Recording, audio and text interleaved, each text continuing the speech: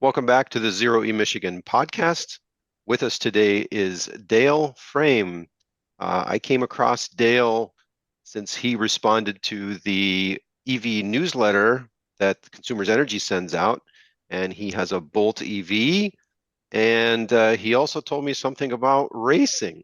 So, Dayle, with that in mind, tell us a little bit about yourself. Yeah, good morning. My name is Dayle Frame. I am a resident of DeWitt, Michigan for the last 25 years, and I'm a member of the Sports Car Club of America. And one of the things we do is we get into different types of competition. And as an EV owner for the past 6 years, I thought it would be neat to try to fold EVs into competition at various levels, and that's one of the things we're up to. Um, the SCCA has a wide variety of competition, from driving in parking lots through cones by yourself to wheel racing like what I did. And then we wanted to get EVs folded into that because more and more people are enjoying them and they are fun to drive. And so that's where that got started. Um, and so part of it is that we know that that's where the market is going. And with any luck, we've got rule sets in place, and we will start to see more and more EVs show up for competition, and we're guiding the SCCA through that. Great, great, thank you. Um, and let's back up just a little bit. So Sure. you drive a Bolt EV, Yep. and tell us a little bit about how that came about. Where did you come from in terms of vehicles, and why the Bolt? Why are you driving electric? In my previous employment, I'm retired now, but about starting in about 2001, I worked as an instrument repair guy. I'm a chemist by training, but I'd used some instrumentation over the years, and I was hired by a company based in Cincinnati to do repairs on those instruments.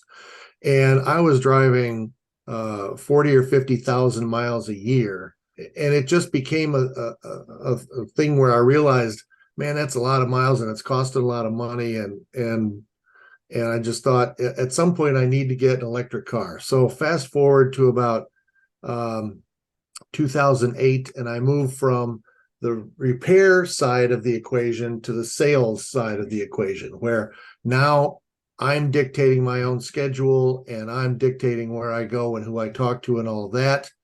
Um, then in about 2015, um, I realized that, gosh, I'm gonna be buying another car here pretty soon. Let's consider electrics. And so I looked, and none of them really at that time, none of them really had the range that I needed in the price range I was looking for. Yes, Tesla could go that far, but I just couldn't afford one of those at that time. And so when GM announced in the fall of 16 that they had this thing called the Bolt and it could go 240 miles, I thought, wow, that's a game changer. And so here I live in Michigan. The darn things are made over my shoulder over in Lake Orion, but yet they weren't for sale here. Yeah. And so I realized pretty quickly that if I wanted to get one of these, I did not want to wait around for GM to start selling them here. So I ended up going all the way to Virginia to get my first Bolt in February of 2017. Um, Nice. Back then, I couldn't drive at home. There were not enough charging stations to do that. So, in the category of the ultimate irony, I drove my F-350 turbo diesel pickup truck with my race trailer down to Sterling, Virginia, which is a suburb of Washington, D.C., 800 miles there, 800 miles back to go get a green car, right? So, uh, and I haven't looked back. It was one of the smartest things I ever did.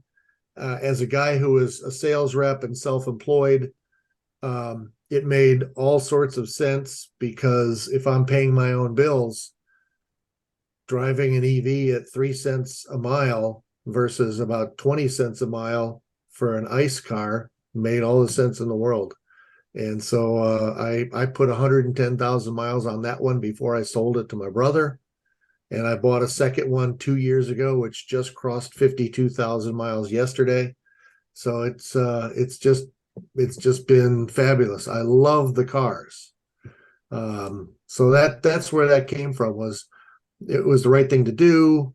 The technology had come far enough to get the right range at the right price point, and financially it made sense as a self-employed guy that I could deduct all those miles at 60 or 65 cents a mile for a business expense when it was costing me 3 cents a mile to do it. So that was pretty straightforward. Now you can take all those savings and put them back into racing, right? What's There really you go. important. Yeah. So, like, I like the 3 cents to 20 cents. Now, I don't hear that very often where people break it down to that, but that's a very easy number to understand. How did you come up with that? Unfortunately, you're talking to an analytical chemist, and dealing with numbers and breaking things down and doing math is what I do. And part of my rationale to myself and to my wife was, what about buying an EV, other than it's the right thing to do, and what technology has come this far? How do we rationalize it from a financial standpoint? And if you end up doing the numbers, it comes up pretty cheap. For instance, when I sold my first Bolt to my brother, he was sort of hemming and hawing about it a little bit. And I literally built a spreadsheet, because that's what I do. And I tabulated the miles that the Accord had driven versus the miles, what it cost for the Bolt. And over 110,000 miles on each side of the fence, just in fuel and oil changes alone, it was almost $8,000 difference. I could go back to Gas Buddy and find the price of gas in a given month. Okay. And I tabulated all that up, threw in $40 for an oil change every 3,500 miles. And before you know it, it's that kind of number that Wow. makes sense to folks. You put it in That's black a and good white. number. You put it in black and white, and folks get it. They get it, Yeah. but they have to go through those mental machinations or be able Oh to yeah, do that kind of math. And yeah, that sometimes is a little bit of a struggle. I know there's this concept of the e-gallon, a gallon or MPGE, right? So right. the what the equivalent cost is. And the cents per mile is a good one. And another way I've done it is like a cost per fill up. So the Bolt EV that I drive for work, I've done that math where it costs about $10 to fill it up. And I think that resonates with people. But the cents per mile is really the way to do it, right? The Yeah, the easy yeah, yeah. math is always 1,000 miles divided by, pick a number, 25 mpg, 40 miles. 40 gallons times $4 a gallon is, $160, 16 cents a gallon. And if you do the same kind of thing with number of kilowatt hours to recharge, what it costs you to charge at home, and it goes somewhere between 3 to 5 cents per mile. And all of a sudden it's like, boom, 3 to 1. Wow, there's no green premium for this. Correct. And the next extension to that is, okay, yes, they are expensive to buy, a little more expensive to buy an EV. So the cost of ownership is a little higher, but the cost of operation is considerably less. Right. Between these two Bolts, I've had 160 something thousand miles, literally zero repairs. There's no starter, there's no exhaust system, there's no ignition, there's no water pump, there's no this, that, and the other that on a regular ICE car fail routinely. And Right. so I don't need a tune-up. I don't need oil changes. Bing, bing, bing. It just Yep. it just all adds up. One word of caution there. There is some maintenance, right? And there's Oh yeah. the minor stuff, Yep. the tires, because they tend to have a lot of torque, that sort of thing. And the one thing I've discovered recently is brakes. So I had my Tesla 2015, driving it in Missouri and in Michigan, got some salt and stuff on the rotors and in the calipers and things like that. where, you know, one of my calipers actually seized up from disuse. So, Yeah. Right. It's not actually, from the yeah, not it's not one from the off from the use. It's use. not this. The brake pads were perfectly fine, but the rotors would rust, and then the calipers would seize up. And so, you know, there's some cleaning that you have to do. But yeah, by and large, the overall maintenance, you know, from what I had in the past, I was into Audis, and holy cow, you know, $800 for an exhaust sensor kind of thing, which Yep. you don't have an exhaust. Yep. Yeah, as far as the brakes go, that's one of the things that it takes a bit of getting used to driving an EV. The Bolt has two different levels of regeneration, Hmm.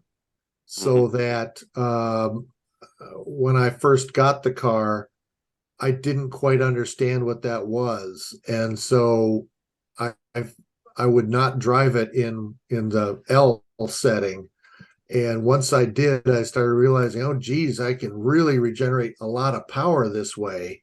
Right. So that when you're coasting to a stop sign, you're getting energy back as you coast.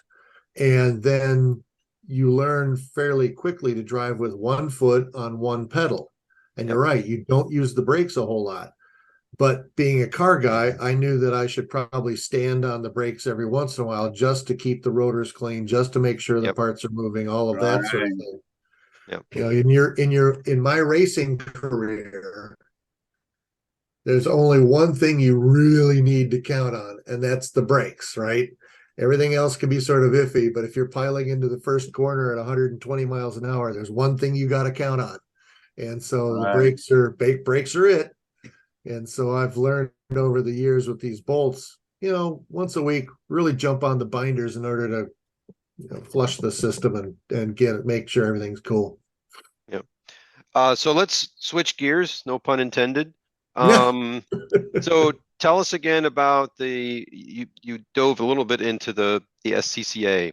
So with the advent of EVs going mainstream and not just people doing like home conversions, although there's some of that going on as well. Mhm. Um, so how does the SCCA get involved in this? And like if somebody just went out and bought that Tesla Plaid or a Lucid Air with all kinds of crazy 0 to 60 times, and speaking of brakes, they probably want to upgrade those because those things launch pretty hard. But yeah, the brakes are, from what I hear, not really up to the racing circuits. Right. So if I was, you know, infinitely wealthy and I could get myself a couple of plaids and a race trailer, you know, how would I get involved with the SCCA? And are there different classes? Am I competing against you know, different people with combustion engines, that sort of thing? How does that all work? So yeah, the SCCA has a wide variety of products for people to try in terms of of getting into competition and racing against somebody. So at one end of the spectrum, we'll call it autocross, where you drive through a parking lot full of cones in a specific pattern and you time yourself against other folks doing the same thing in the same course. Yes, there are classes so that when I do my bolt in an autocross, I'm in one of the slower classes because it's a small car, and it's not a performance car for that matter. And so um, I will be competing against other folks in my class, and we have you know, you're timed, and then at the end of the day, the person with the lowest time wins. And so then at the other end of this, as we move from in levels of competition, we might the next thing might be what's known as Track Night in America. And so that's a program where regular street cars with regular folks driving them who want to experience speed on a racetrack can go to a racetrack here in Michigan. That's the track doing that is at Gingerman Raceway over by South Haven. Yep. So Yep. I've done that. fabulous track that is nice and benign for the average amateur to lots of runoff room. And you can take your car out there and you get 3 or 4 20-minute sessions. You can have a coach ride along with you to give you some some guidance on how to do that, and it's a lot of fun. All you need is a helmet, and off you go. Then next up, the totem pole of competition is the rally cross. Basically, it's an autocross done in dirt or sand, and in a field, something like that. And that's where your Subaru all-wheel drives and things like that really thrive. It's a lot of fun. I'm not cool enough to do that. I don't want to take my Bolt out and get driving through the mud and whatnot. Next up the food chain is something called time trials, where now you might be more of a race car, where you've got a roll cage, you've got fancier suspension components put in. Again, Gingerman Raceway will be hosting a time trial event this summer. I encourage everybody to come out there and see what that's like. But you're on track with a group of folks, and they meter out the cars every few seconds. So it's not like you're all driving to the green and it's wheel to wheel, door to door, handle to door handle, so that you're on track basically by yourself, but you're going as quickly as you feel comfortable. And there's competition again. Who has the lowest lap time, can win that session. And then the highest level of competition we have is what I used to do, which is called club racing, where you have a grid of cars all going, taking the green flag, and they're all going into turn one together, and it's a race to the checker. And that's what I did for 17 years in an Austin Healey Sprite. The exact antithesis of an EV. It's old, it's carbureted, no fuel emissions. Was that a Bug-Eye Sprite, or was that the old midget looking one? It was a Mark II. My car was a 62. I used to joke that it was a 62, just like I am. And it's a square body. Yeah, the Bug-Eyes are made from 58 to 61. That's funny. I had a 64 that I bought when I was 14. Yeah, there you go. Put a side draft Weber, port and polish the head. Boy, that thing would run.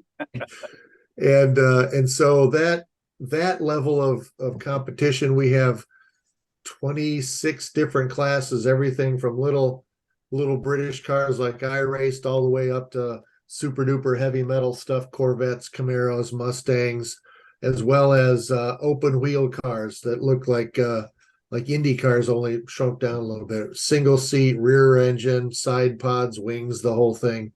And so that Ariel Atom, have you seen any of those? There you go. There you go.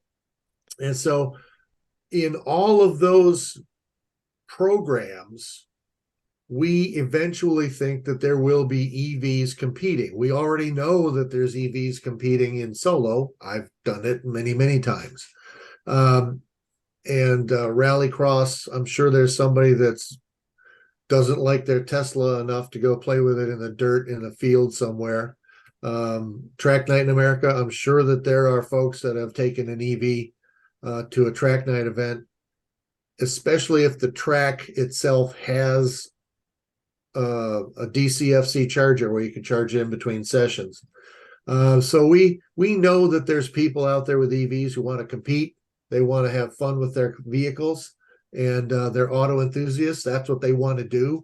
And so that's where this committee of mine started. We wanted to come up with rules so that folks could do this safely and have a level playing field, so that they're competing against folks that on an even plane when it comes to the rules and that sort of thing.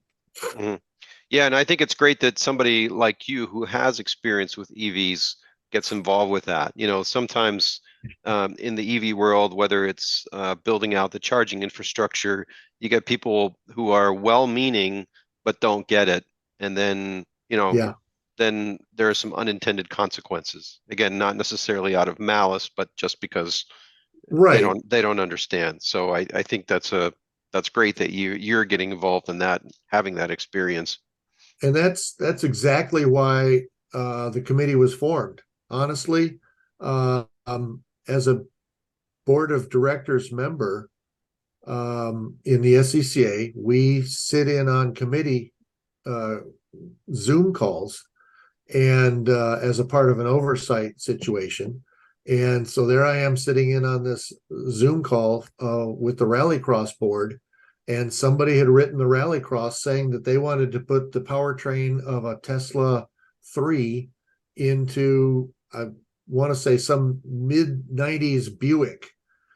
And we thought, good Lord, is that legal? And I said, well, as the EV guy here, let me look into it. And turns out it wasn't.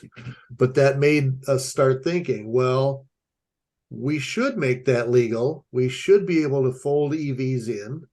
We need to do it safely and effectively. How do we do that? And so then I went to my fellow board members and I said, we need to get a committee together that can study this, figure out what the rules should be, the safety aspect of it, the training aspect of it. We've all grown up with internal combustion engine cars. We know everything there is to know about them, but if I show up with an EV and I have some failure and I hit a concrete wall pretty hard, my car's disabled, there's things that people have to know when they run up to that car. They can't just, there's no background, there's no tribal knowledge about from 100 years worth of playing with ICE cars. These are all brand new, and we need to make sure that folks are aware of what's going on and how to be prepared for it. So that's the biggest thing that this committee does, is lay the groundwork for understanding what these EVs do, what they don't, how to take care of them. And even little things like if an EV stops on a solo course, you can't just latch onto it with a pickup truck and drag it out of the way. You have to be careful about where you pull on it and where you jack it up and things like that. Right, you can screw up the drivetrain pretty badly if you just exactly pull it up with a regular tow truck. Yeah.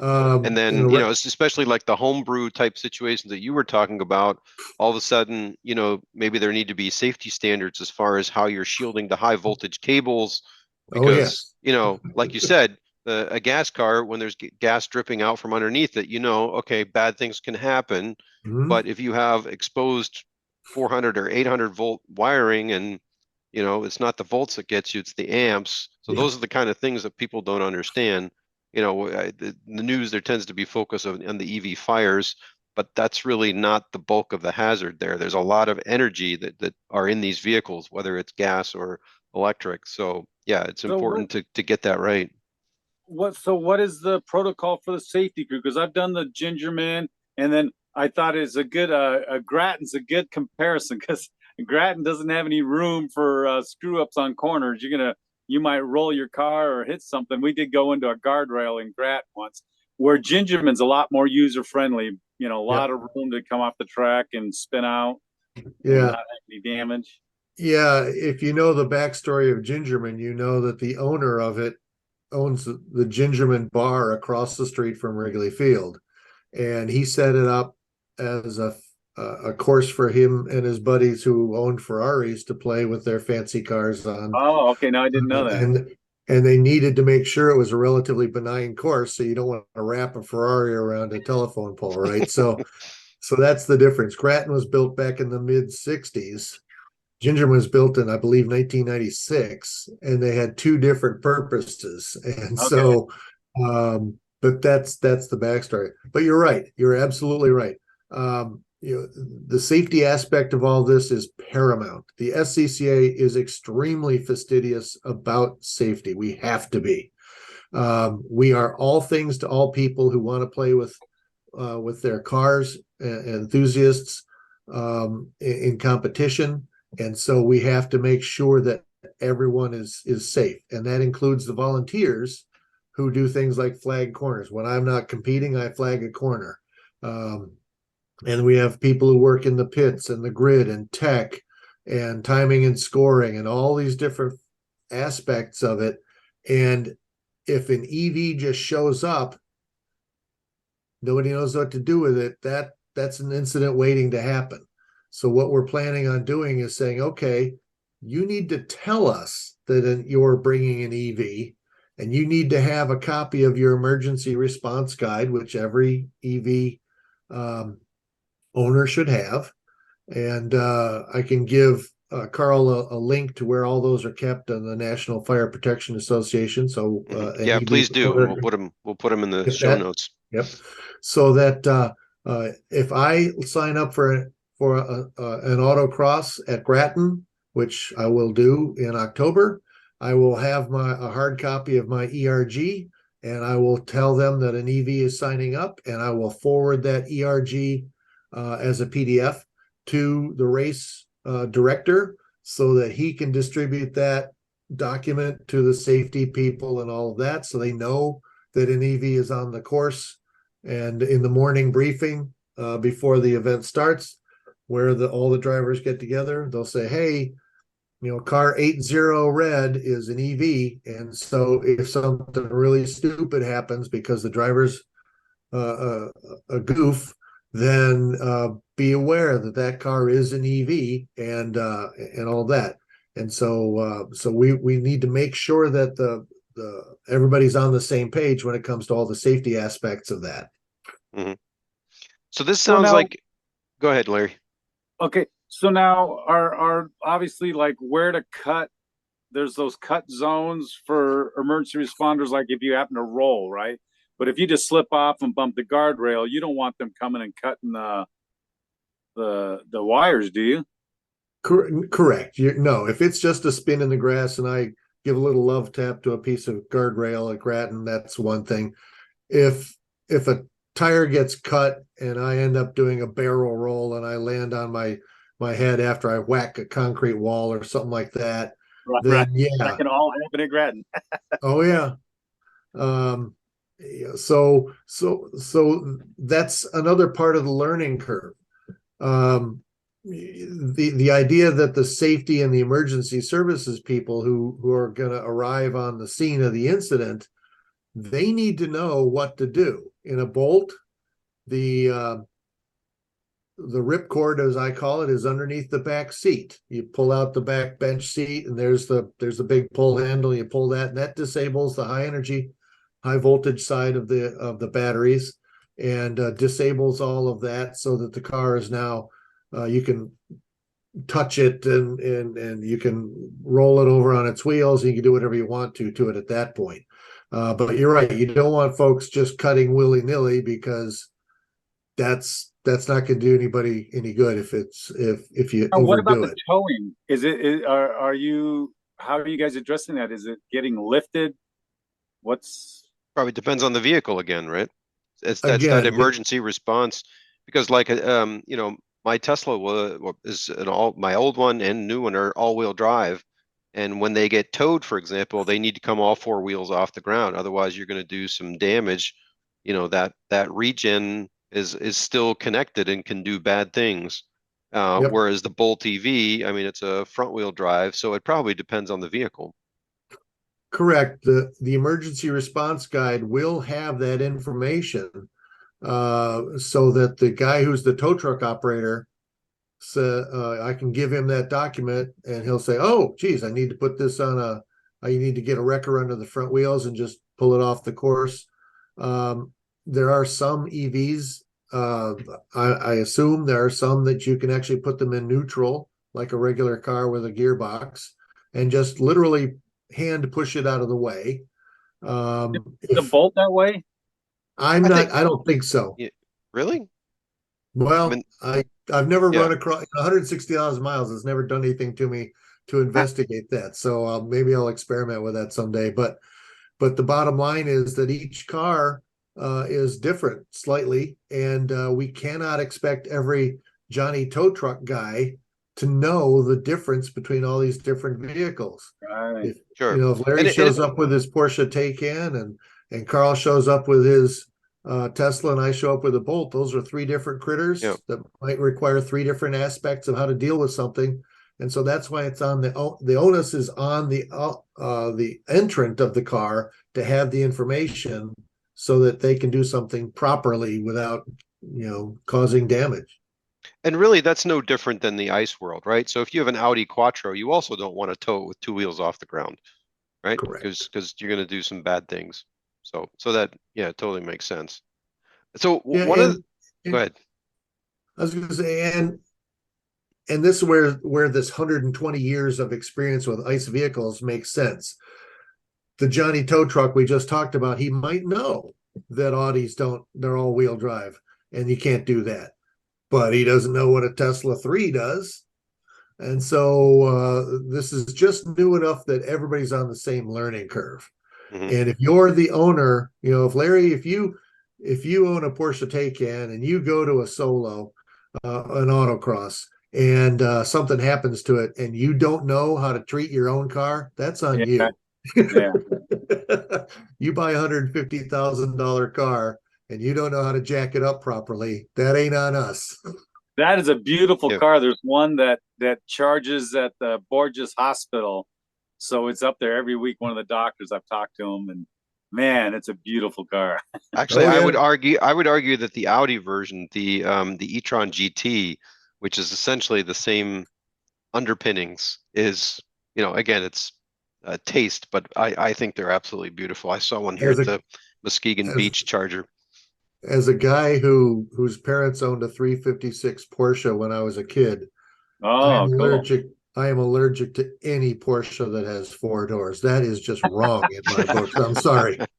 I'm sorry. Well, it's No good to know. offense to any My nine. Porsche. Go ahead.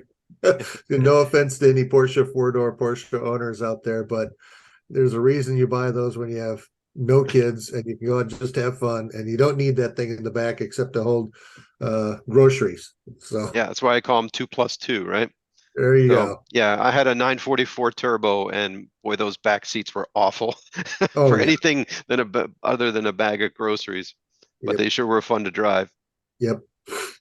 Everything you were talking about is heading towards integration of EVs into the sports car world, which is great. But I Mhm. guess my question is, do you also see a separate classes for just EVs? So, if I do, I maybe want to compete against just Tesla Model S's. I know there was there was a racing circuit, I can't remember what they called it, but it was going to be all like P85Ds. I think you and I talked about it when we got together. I'm trying to remember. Anyway, it was like basically all the same cars, so that really you're not so much the competition is not so much with the equipment, but it's with the driver. Right. So do you see anything like that, or do you see it more like just as EVs are coming more into the mainstream that they're going to integrate, and then we can talk about separate EV classes maybe in the future? Yeah. So the way the club is doing it now, we have EV specific classes in both autocross, what we call solo, because you're on course by yourself one at a time. In solo and club racing, which is what I did, we have separate classes for EVs only. I'll elaborate and explain this a little bit. In the solo world, my Bolt runs in a class called H Street. There's A through H Street, where you don't do anything to the car. It's bone stock. Um, and so if I do anything to that car, i.e., buy a fancy suspension package or put on wider tires or put on an aero kit or something like that, that car gets bumped to an EV specific class called EVX. So we take it out of H Street, where I'm competing against Ford Focus, Honda Civics, other cars of that ilk, and then where I'm mixed in with a whole bunch of internal combustion engine cars, so it's ICE and EV together. If I make adjustments to that car, I get thrown to a different class that's EVX. That class is EVs only. The difference is that if you put a suspension kit on your Tesla and I put one on my Bolt, we go from different classes. Now we're in the same class. and that ain't fair. Your car is a whole lot more powerful and quicker. I may be a much better driver, but that's not going to overcome the two motors you've got and the all-wheel drive you've got and all of that. So we envision where we've got specific classes now, as EV popularity becomes more viable, if say 3 or 4 or 5 years from now, that EVX class might get broken out into I don't know what we'll call it, but different classes where my Bolt is competing against a bunch of other EVs that all have suspension mods and bigger tires and all of that. And the EVs that are fancier and schmancier, the the all-wheel drives and that all sort of that's thing. right. Mm-hmm. That they'll delineate those classes. We know this is going to happen. It's just how quickly and how do we manage it. On the club racing side, we have EV specific classes now, but they run with ICE classes at the same time. So eventually, will we have enough EVs that they can make up their own run group? Oh, yeah. Probably. When will that happen? I have no clue. Right, but it sounds like you're ready for it, though. You're already having those thoughts, and that's great. Yes. I mean, even in of course, the regular just passenger world, EVs are approaching 5%, and so I imagine it's going to take a little while, and then it's going to filter into the racing world as well. And when it gets to some, reasonable percentage, then you can start thinking about those things. Otherwise, you're going to have one person that shows up or two people that show up with EVs, and they're just racing against each other, and maybe that's not as much fun. Part of this is the infrastructure at the track. I've been to plenty of racetracks in my day. Very few of them have EV chargers. Mm-hmm. I can think of maybe 3. So does Gingerman? I'm sorry? Does Gingerman have some chargers? There is a single Tesla charger at Gingerman because the owner has a Tesla. Oh, okay. But that's probably a destination charger. I know one thing I've seen recently, there's a company called Autel that's getting into the EV charging space, or I guess they have been, but they're becoming a little bit more prominent. And one of the things I noticed was a portable DC fast charger. So if there's a way for, if there's the power feed, like a high power feed, like I used to work in the chemical industry, and sometimes you need to disconnect pumps and dryers and all this kind of big stuff that's even possibly running on 480 volt. So if you have that kind of infrastructure, you could essentially roll in one of these DC fast chargers, and then when you're not using it at the track, you roll it away and it gets used for something else. So I could see a future where somebody maybe is renting those things out for the weekend or something like that. Yeah, and that's a good point, because how does the infrastructure at a given track or venue adapt to more EVs being there? If you go to Grattan or Gingerman, they have fuel tanks that will have like 98 octane, 110 leaded, et cetera, so you can buy fuel at the track. There's very few that have EV chargers at the track where you can use them in between sessions. And so it's going to be, how does the track become prepared for the EVs to come there to participate? At some point it's going to become profitable to do that. Oh yeah. Maybe you're going to charge a $1 per kilowatt hour because it's premium electrons, clearly. Sure. Right. So then it makes sense for them. Sure. The analogy I've used before in the past, and it may be a poor one, but the reality is true. The folks that can afford to buy EVs are a market that somebody should cater to. There's nobody who buys an EV and competes with it that can't afford to be able to do some of these things. One of the tracks that I routinely used to race at all the time was Road America. Road America has probably 50 to 100 RV slots Yeah. where you can plug in to a 50 amp circuit. Well, There you go. if I could dismount my EVSE off the wall of my garage, take it with me and plug into that, there's a level 2 charger Right. that I could use in between sessions. And would they let us do that? Sure. For X dollars a weekend, right? Well, So yeah, and you can, that's how we envision this moving forward yeah. at some point. That it's because you're right, it's going to become profitable to them, and they want to cater to that market, and so this is what they need to do. Right. Yeah. Yeah, there are ways to do that. It's just that when you're racing and you're then you do need the faster charging.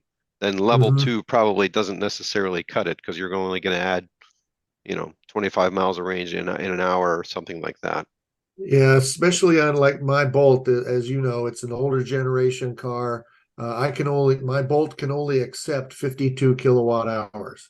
Mhm. There are newer, fancier cars out there, the Mustang Mach-E, the Kia EV6, et cetera, et cetera. They can absorb well over 100 Right. kilowatt hours. So their charge time is much quicker than mine is. And so that's part of it, sure. Mhm. Do you live closer to Grattan or Gingerman? I live in DeWitt, just north of Lansing, so I'm much closer to Grattan. Okay. I've raced at Grattan, I don't know, 25 times.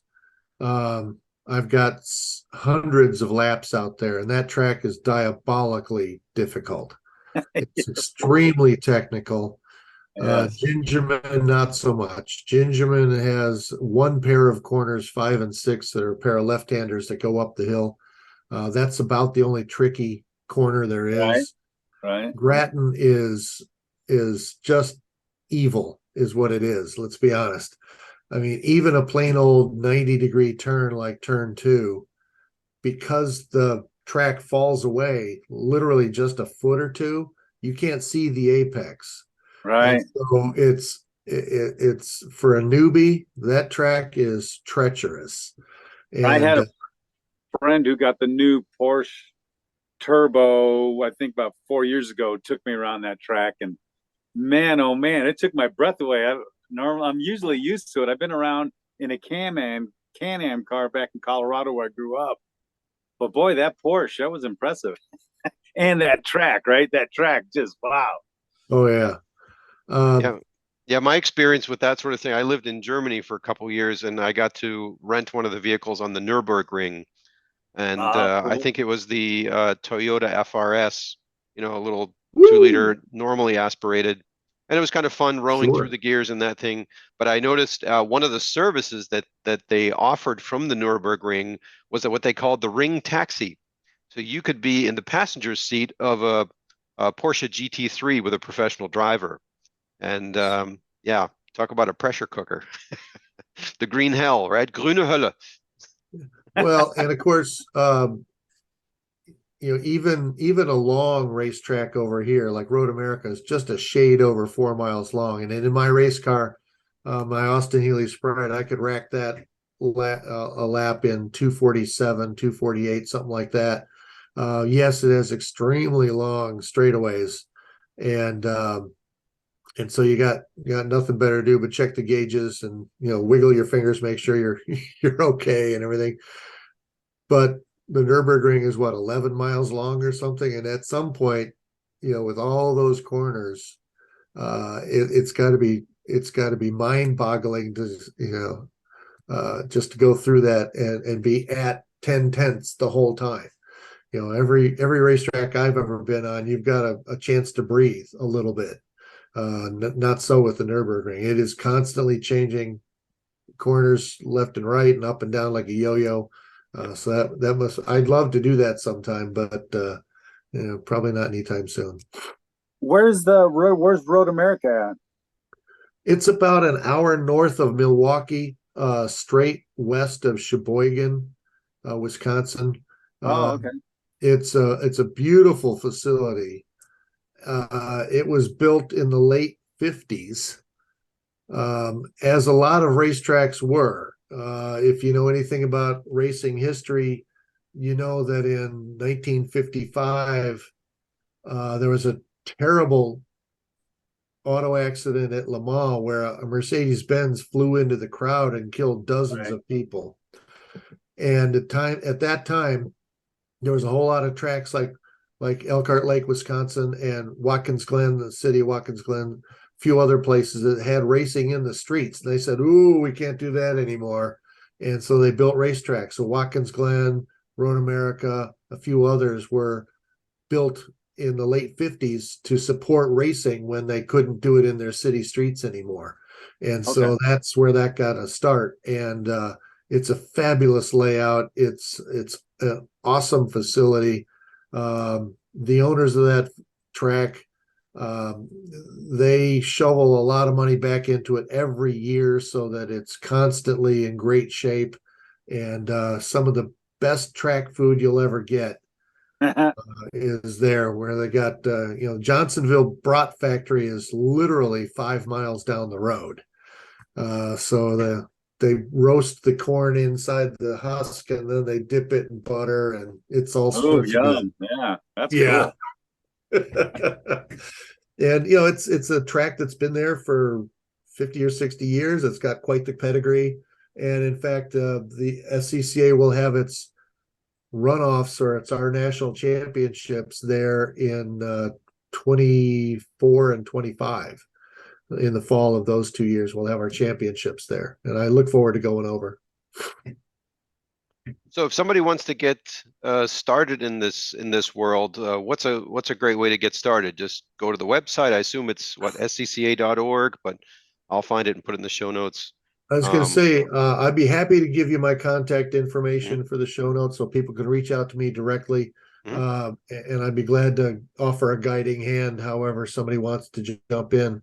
The easiest way to let's say person X listening to this is an enthusiast and they've joined the club. The easiest way to get going in a competition is through solo or autocross. It's very simple, very straightforward, and you're timed by yourself in cones on a track or at a parking lot, and you feel what the car can do. Where's the roll radius? Where's all these different engineering and technical terms, and that's the easiest way to get going. And it's extremely affordable. A solo like the solo we do at Grattan every fall. We do one on Labor Day and one on in late October. They're about $75. South Bend region does some at the Tire Rack facility. They're about 40 Yep, or yep. I 45. claim that one. And Detroit does a whole bunch of solos.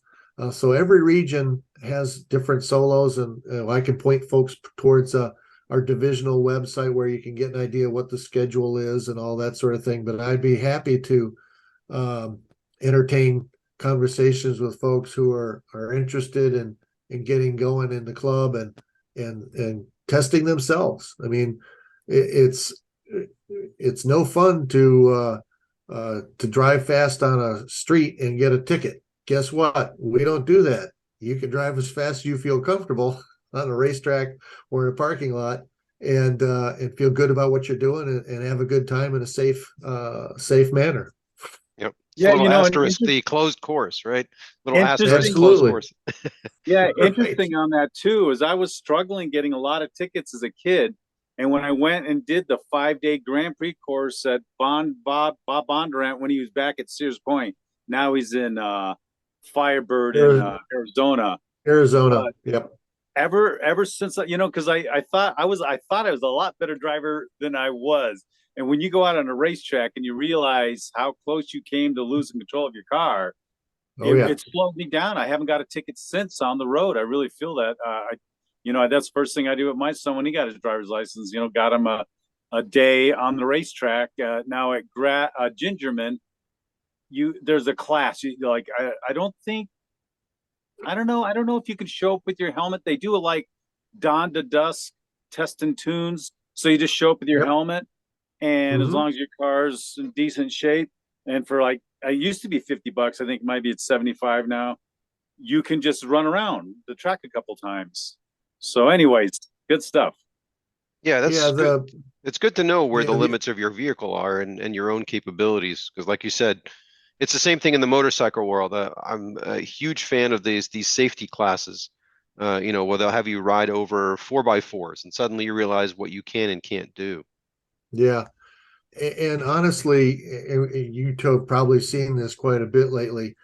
The added safety measures that are built into every car now, Oh, automatic braking, airbags, crumple zones, turn signal, is there somebody in your blind spot in the mirrors and all that have fostered a sensation that somebody can't get hurt in a car these days. And that is absolutely not true.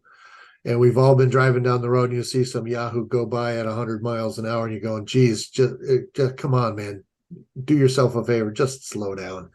You're not trained like I am and have the experience. And it's just disheartening is what it is.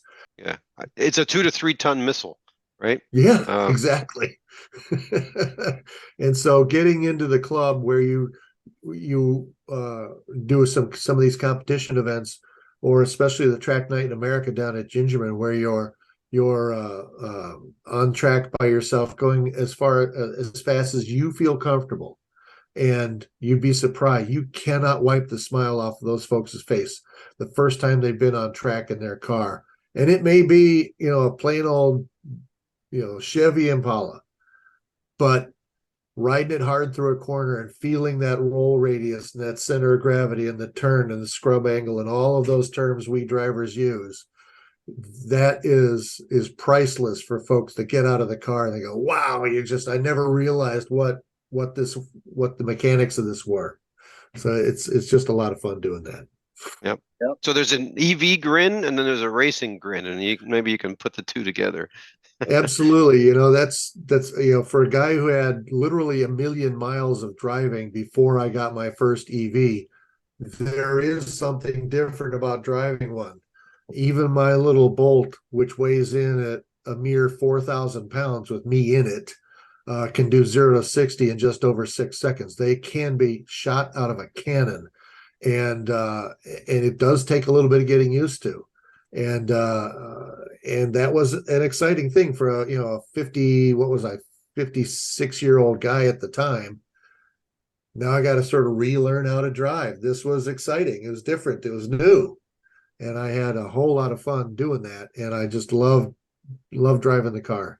They're just fun. So Yep. So have you modified your Bolt, tires, rims, anything? no, the SCCA is every year we have what we call the Solo Nationals, which is the national championships of this autocross program I'm talking about. I went to my first one. It's out in Lincoln, Nebraska, at the municipal airport there, and there was 1,200 entrants last year. Wow.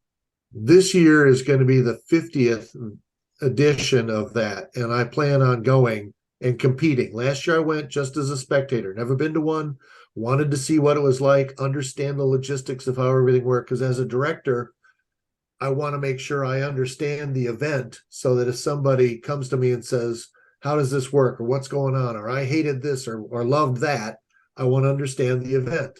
So I want to go this year as a competitor. And in order to do that, I do need to buy another set of rims, get some sticky tires, and go compete. I'm not very good at solo. I admit it. I have the attention span of a gnat, and when you're on a race course doing club racing, you can butcher a corner, and guess what? A minute and 15 seconds later, you're going to be back at that same corner, and you'll remember how you did it. When you do a solo, you run through the course, you come back, you park for 8 or 10 minutes, and you go back and do it again. And that is just not conductive for my brain to remember what the heck I did wrong. And so I'm not very good at it, but I enjoy it thoroughly.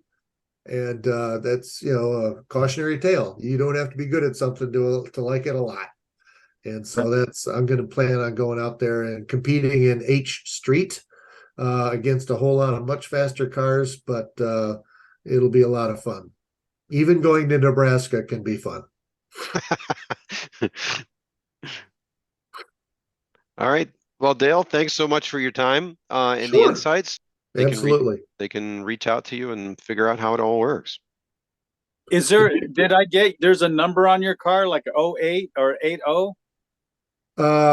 Yeah, when I raced, I was number 80. That was, if you added up all the digits for my birthday, my wife's birthday, our anniversary, and a couple other significant dates, the first house we bought, stuff like that, they all added up to 80. And so ever since then, I've been 80.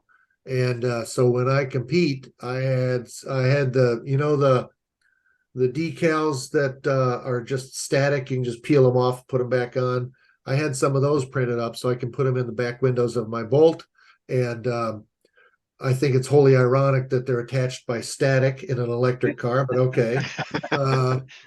Hey, And if you have pictures of that, it'd be cool to put that in the show notes too. That'd be neat just to see. I haven't seen any electric, street cars, especially with oops. numbers on them. And cool. Yes, the car needs a bath, so I'll give it a bath here in a couple days, and I'll put the decals in the window and take a picture of it and send it to Carl. Cool, thanks. Thank you, gentlemen, for your time. Again, it's a super fun conversation. Takes me back to my days of Porsche and the Nürburgring. Not that I was heavily into it, but just like any young man, when you get your first car, and especially one that's has a little bit of power, it's a lot of fun. And who knows, maybe I'll get back into it as well. My pleasure, fellas. Good to meet. Yeah, thanks again for your time. If you enjoyed or learned from this episode of Zero E Michigan, please subscribe to us on your favorite podcast platform. Visit our YouTube channel for other related videos at youtube.com/@0E-Michigan.